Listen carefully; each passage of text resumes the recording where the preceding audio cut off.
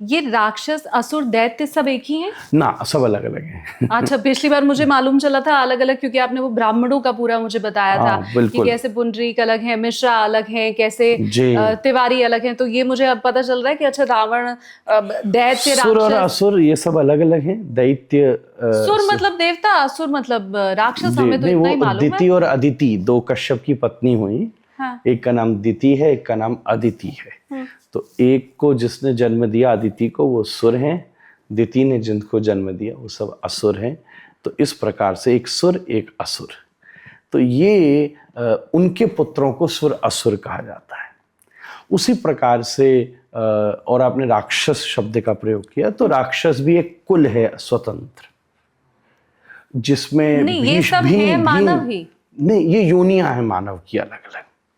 अच्छा। हाँ, मतलब मानव नहीं कहा जाएगा। हाँ। अब जैसे हिडिंबा, हाँ।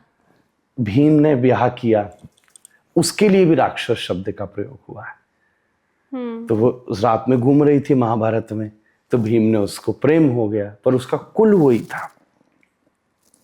तो इसी प्रकार से ये अलग अलग अलग अलग परंपरा से आए हुए लोग हैं। तो रावण को हम क्या माने?